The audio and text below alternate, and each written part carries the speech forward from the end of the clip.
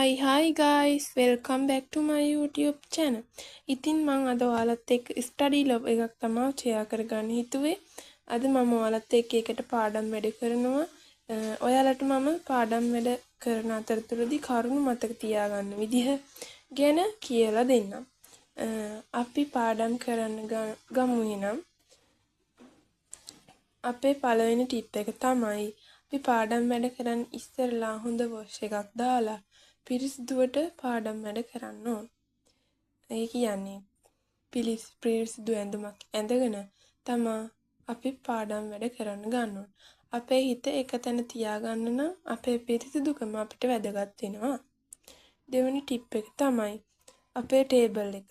අපි පාඩම් වැඩ කරන්න ගන්න මේසය, අපේ පොත් මේසේ පිරිසිදුවට පිළිවෙලට තියාගන්න ඕන. අපේ හිත ඒකට ඇදිලා යන විදිහට අපි පොත් මේසය හදා ගන්න ඕන.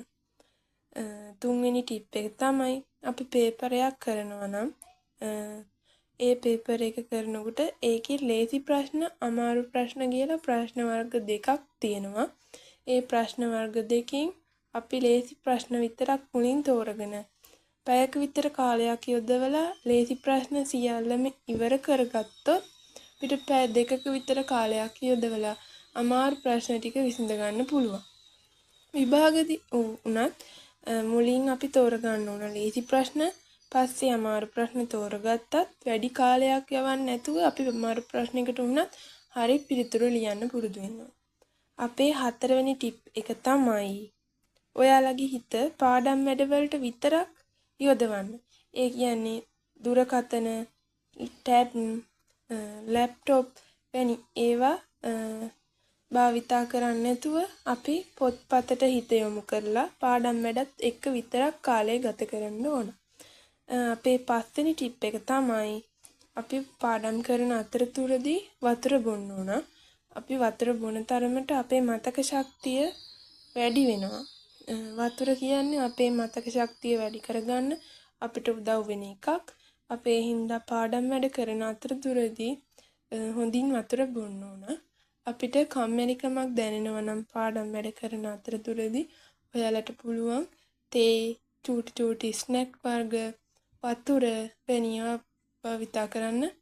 ඒ අතරේ අපි අපේ හිතේ යන දේවල්, ඒ කියන්නේ නෝට්, චූටි නෝට්, ලස්සන පාට පෑන්, හයිලයිට්, ඒ වගේ ඒවා භාවිතා කරන්න ඕන. ඒ වගේ ඒවා භාවිතා කරනකොට හයිලයිට්, රෝස පෑන් ඒ වගේ දේවල් භාවිතා කරනකොට අපි භාවිතා කරන්න ඕන තද වර්ණ නැතුව ලා පාටවල්, තද රෝස රතු වැනි ඒවා අපේ ඇස්වලට ගොඩක් හොඳ නෑ. ඒ නිසා අපි ඒ වගේ දේවල් පාවිච්චි කරන්නේ නැතුව ලා පාටවල් වලින් කරන්න ඕන. විද්‍යාව වගේ විෂයක් පාඩම් කරනකොට ඒ වගේ තියෙනවා ජීව විද්‍යාව, රසායනික විද්‍යාව, භෞතික විද්‍යාව කියලා කොටස් තුනක්. ජීව විද්‍යාවේ තියෙන්නේ අපේ අවට පරිසරය, ඒ වගේ දේවල් ගැන. ජීව විද්‍යාව පාඩම් කරනකොට අනිවාර්යෙන් නෝට් හදා ගන්න ඕන, ෂෝට් නෝට් ගහන්න ඕන. පාඩමෙන් පාඩමට අදාළ නෝට් වෙනම තියාගන්න. ඒ කියන්නේ අපි පළවෙනි පාඩම ගන්නවා නම් ඒ පාඩමේ නෝට් ටික වෙනම ලියලා ඒ ටික පිළිවෙලට තියාගන්න ඕන. දෙවෙනි පාඩම ගන්නවා නම් දෙවෙනි පාඩමේ නෝට් වෙනම තියාගන්න ඕන. ගණිත විෂය ගත්තොත් ගණිත විෂය අපිට පාඩම් කරන්න සූත්‍ර තියෙනවා. අපි ඒ සූත්‍ර අපිට ලේසි විදිහට පාඩම් කරන්න ඕන. නැත්තම් අපිට ගණන් කියන විෂය අමාරුයි. ඔයාලා දැන් හිතනවා ඇති ගණන් විෂයට ලකුණු අඩු අය ගණන් වලට කැමති නැහැ. ගණන් එයාලා අපි 10 ඕන කරන විෂයක් වුණත් ගණන් වලට කැමති නැහැ. තෝරගන්න. ඉතින් ඒ විෂයන් පාසලේ උගන්වන ගුරුවරිය වුණත් ඔයාලට ගණන් උගන්වන විදිහ හොඳ නැත්තම් ඔයාලට ගණන් ඉගෙන ගන්න බෑ. වගේ අමාරු විෂයන් බෑ කියලා හිතන්නේ නැතුව ගණන් සූත්‍ර හොඳින් මතක තියාගන්න ලේසි ක්‍රම මම ඉදිරියට ඔයාලට වීඩියෝ වලින් අරන් ඉන්න. පාඩම් කරන අපි ඉදිරියට මේ විදිය ලස්සන වීඩියෝ කරන් බලාපොරොත්තු